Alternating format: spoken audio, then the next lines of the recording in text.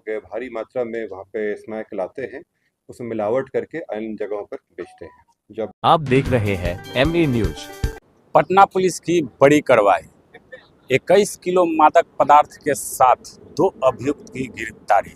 नमस्कार, मैं नीरज, आप देख रहे हैं ME न्यूज। दरअसल मामला राजधानी पटना के रामकृष्णा नगर थाना का है, जहां पर एक अपार्टमेंट में रॉ मटेरियल लाकर मादक पदार्थ की पैकिंग किया जाता था और वहां से आलमगंज थाना क्षेत्र में एक अपार्टमेंट में क्रेता करते थे। और इस मामले पर पटना पुलिस ने कार्रवाई करते हुए वहां से 21 किलो मादक पदार्थ करीबन 25 करोड़ का बरामद किया है और इसके साथ 2 अभियुक्त की गिरफ्तारी भी हुई है। हालांकि बताया जा रहा है कि इस मामले में बिहार पुलिस PTC का भी इन्वॉल्व इसमें आ रहा है। इस पूरे मामले पर पटना SSP कार्तिकी कुमार शर्मा ने और क्या कुछ जानकारी दे रहे हैं, आइए सुनते हैं। अवगत है कि हम लोग नशे जो सूखे नशा के जो कारोबार चल रहा है उस पर तेजी से काम कर रहे हैं और इसी क्रम में हाल के दिनों में काफ़ी रिकवरी भी हुई है। इसी क्रम में एक बड़ा संगठित जो गिरोह था जो इसमें कार्य कर रहा था, उसके हम लोग वहाँ पे छापेमारी किए हैं और भारी मात्रा में सूखा नशा स्मैक है उसको जब्त किया गया है। इसमें जब एक टीम बना के कार्य किया जा रहा था तो कल एक टीम गई थी आलमगंज थाना क्षेत्र में। एक वहाँ अपार्टमेंट है, रॉयल ग्रीन अपार्टमेंट सोसाइटी, उसी के एक अपार्टमेंट में जब छापेमारी की गई तो 2 व्यक्ति पकड़ाए और उन लोगों के पास से 1 किलो 681 ग्राम ब्राउन शुगर, जिसको यहाँ पे लोकल भाषा में स्मैक कहते हैं, वो जब्त किया गया। वहाँ अन्य तलाशी करने पे वहाँ पे कुछ पैसे भी मिले और मोबाइल फ़ोन भी मिला। जब इनसे सघन पूछताछ किया गया तो पता चला कि रामकृष्ण नगर थाना क्षेत्र में एक किराए के कमरे में ये लोग भारी मात्रा में वहाँ पे स्मैक लाते हैं, उसमें मिलावट करके अन्य जगहों पर बेचते हैं। जब उसमें टीम बना के भेजा गया तो वहाँ से जो स्मैक का कट होता है, जिसमें पत्थरनुमा जो होता है, वो करीब 16 किलो का वो पाया गया। उसमें पाउडर भी थे और इसके अलावा इसमें मिलावट करने के लिए, जिसको लोकल भाषा में पावर कहा जाता है, 3.5 किलो का मिला। इसके अतिरिक्त वहाँ पे कुछ कैश चेक मिले हम लोगों को। वहाँ पे बड़े मिक्सर ग्राइंडर मिले जिसका इस्तेमाल लोग करते थे ताकि उसको अलग अलग मिलावट करके बेचा जा सके। कुल मिला के करीब 21 किलो 181 ग्राम ब्राउन शुगर मिला है, जिसकी बाज़ार की कीमत करीब 25 करोड़ रुपए के आसपास है। इसमें बताना चाहूँगा कि ये जो मिला है इसकी क्वालिटी हाई क्वालिटी है, इसी को मिलाकर ये लोग फिर डाइल्यूट करके बेचते थे। और इसका जो पूरा कारोबार बनता था वो होता था रामकृष्ण नगर के जो उसमें इनका फ्लैट लिए हुए थे वहाँ बनाते थे और बेचने के लिए ये जो सिटी एरिया में आलमगंज का जो फ्लैट था वहाँ इस्तेमाल करते थे। इसमें 2 व्यक्ति पकड़ाए हैं, जिनका नाम है जितेंद्र कुमार जो समस्तीपुर जिला से हैं और एक नीतीश कुमार जो जहानाबाद जिला से हैं। खास बात यह है कि जितेंद्र कुमार पूर्व में आज से करीब 5 साल पहले के आसपास में 9 किलो स्मैक के साथ पकड़ाए थे। करीब 33 महीना ये जेल में रहे थे, उसके बाद ये निकल के आए थे। पुनः इनके द्वारा ये कार्य किया जा रहा था और हम लोग इस चीज़ का उल्लेख करते हुए कांड दर्ज किए हैं कि ये आदतन रह चुके हैं और इतनी हेवी संख्या में ला रहे थे। तो हम लोग कोशिश करेंगे कि इसमें जो जल्दी से जल्दी अनुसंधान कंप्लीट करा के जितना जल्दी हो सके सजा कराया जा सके। कहाँ से ये मंगाया जा रहा था और कौन-कौन लोग शामिल थे? बिहार पुलिस की सिपाही की बात है। हाँ, इसमें हाँ, ये बात आया है। ये जो ला रहे थे अब तक बताया गया है कि ये यूपी से लाया गया था, पर इसके अभी हम लोग पहचान कर रहे हैं, चिन्हित कर रहे हैं। इसमें इन लोगों की पूछताछ में बताया गया है कि बिहार पुलिस के एक PTC हैं जिनका नाम आया है। खास बात यह है कि उस PTC के नाम से ब्लैंक चेक्स हम लोगों को मिले हैं और कुछ चेक हैं जो करीब 17 लाख अमाउंट का चेक उस PTC के नाम से हम लोगों ने जब्त किया है। ये PTC गया जिला बल में था, परंतु इसका ट्रांसफ़र जुलाई के महीने में पिछले वर्ष हो गया था भागलपुर में। अभी तक की जानकारी में ये भागलपुर ज्वाइन नहीं किया था, यानी ये फरार चल रहा है। जब उसके पीछे रेड छापेमारी की गई है तो वो अभी अनुसंधान में कोऑपरेट नहीं कर रहा है और उसको हम लोग आगे कार्रवाई करेंगे। जल्दी से गिरफ्तार करके पूछताछ आवश्यक है। जैसे मैंने बताया कि एक तो जो अभी पूछताछ में बताया ये लोग कि जब सामान लाया जाता था तो इसके द्वारा रहता था, ये खुद ये जो अभी तक बताए हैं कि ये खुद जाके लाता भी था साथ में। दूसरा इसमें बताया गया है कि जो हम लोग को एविडेंस के रूप में मिला है, वहाँ पे जो चेक्स वगैरह मिले हैं वो इसके नाम पे, मतलब इसके नाम पे काटा गया चेक है, उसको भी हम लोग निकाल के दिखवा रहे हैं। और सबसे बड़ी बात ये है कि पिछले 8-9 महीने से ये ड्यूटी नहीं कर रहा है, गायब है। और अभी भी जब खोजबीन किया गया है तो नहीं मिल रहा है। ये एक शक के दायरे में लाता है और इसमें जब उसका गिरफ्तारी होगी तब आगे पूछा नाम क्या है इसमें मिले हुए? नाम क्या है उसका? सर नाम क्या है गैंग? इसके बारे में हम लोग चेक करवा रहे हैं। उसका नाम है, मैं बता दे रहा हूँ आपको, ऋषिकेश का नाम है, मैं बता दे रहा हूँ आपको।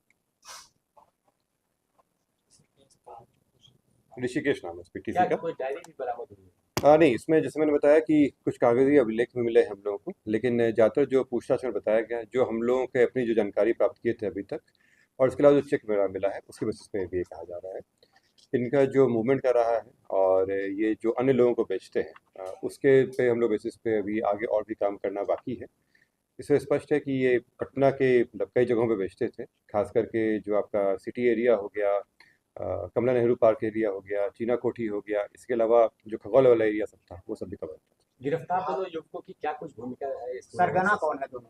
देखिए, जो सरगना है मतलब चूँकि आप समझ सकते हैं कि करीब 25 किलो का ये 25 करोड़ का ये सामान है और इन दोनों व्यक्ति के द्वारा अकेले ये कर पाना संभव नहीं है। इसमें से एक व्यक्ति जो है वो टेम्पो चालक है और जो दूसरा व्यक्ति जो पहले पूर्व में भी जेल जा चुका है। इसके पीछे जो सरगना है उसका नाम हम लोग सामने आया है, जिसकी हम लोग अभी तलाश कर रहे हैं। ये स्पष्ट है कि इसमें कई लोगों की इसमें संलिप्तता है, फाइनेंसर के रूप में भी और इसको लाने में और बेचने में भी। कितने भूमिका दिनों से वहाँ पे ये रूम मकान किराए पर चला है? हाँ, ये जो अपार्टमेंट बना हुआ है, दोनों ही नए बिल्डिंग्स बने हुए हैं वहाँ पे, और ये कारोबार वो जब जेल से छूटा था करीब 1.5-2 साल पहले से, तब से ही चल रहा है।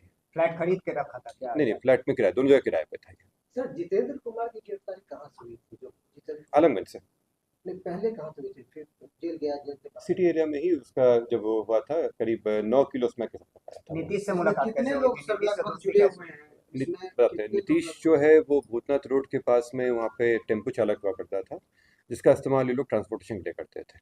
कितने लोग इसमें लगभग जुड़े हुए हैं चेन में? हाँ, इसमें करीब कैश जो बरामद हुआ है 2,15,000 का कैश बरामद हुआ है। डिटेल्स हम आप लोग नहीं। अच्छा, इसके अलावा हथियार भी बरामद हुआ है। जो रामकृष्ण नगर में जब रेड किया गया था तो एक पिस्टल, एक कट्टा, 2 मैगजीन और 2 कारतूस बरामद हुआ है। सर सप्लाई कहाँ से? पटना में या पटना के बाहर? ये जो सप्लाई था ये बेसिकली जो रॉ मटेरियल लाते थे पटना में बनाते थे और ज़्यादातर पटना में ही कंजम्पशन होता था इसका। इससे इनकार नहीं किया जा सकता कि मुख्य सरगना वही पीटीसी वाले। इसमें जैसे मैं बताया कि इसमें और भी कई सरगना होंगे, इसमें कई लोगों के मिल के इसमें कराया जा रहा था, इन्वेस्टमेंट था।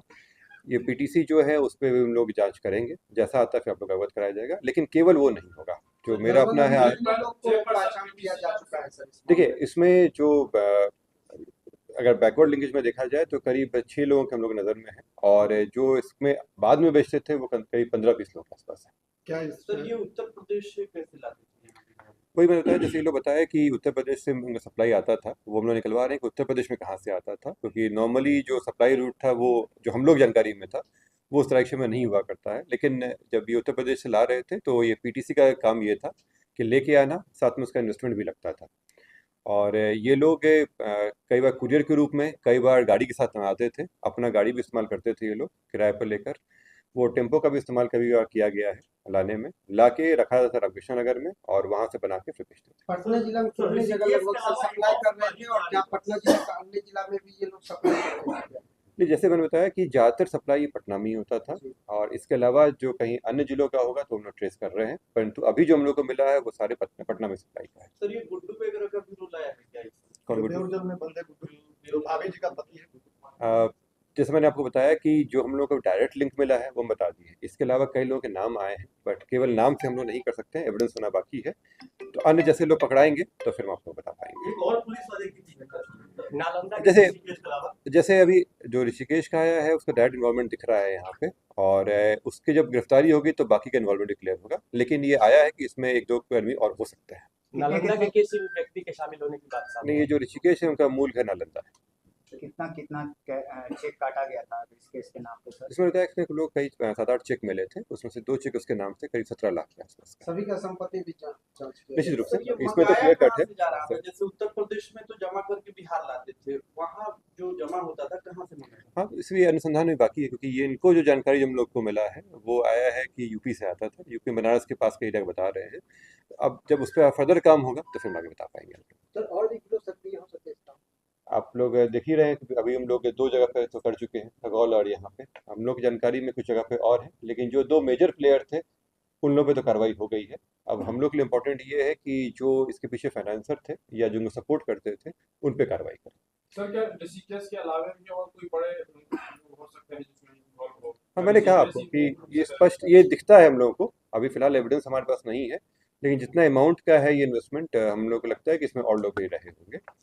आप लोगों द्वारा मैं ये भी कहना चाहूँगा कि इसमें दोनों जगह पे वो रेंटर के रूप में रह रहा था, और हम लोग ये भी चेक कर रहे हैं कि जो लोग इनको रेंट पे रखे थे उनकी सहभागिता है कि नहीं, परंतु आप लोगों के द्वारा अपील भी है पब्लिक से कि वो पहले चेक करके ही लोगों को अपने यहाँ रेंट पे रखें, और बाद में ये क्लेम करना कि वो नहीं जानते थे और इस तरह का कारोबार चल रहा था, ये एक शक पैदा करता है। तो जब भी करें तो एक जांच करवा लें, पुलिस से जांच कराना करा लें, एग्रीमेंट वगैरह करा के पूरी जांच पड़ताल करके ही लोगों को अपने यहाँ रेंटर के रूप में रखें। हाँ, वेरिफिकेशन रिसीव मैंने कहा कि ये फिर बाद में नहीं कर सकते।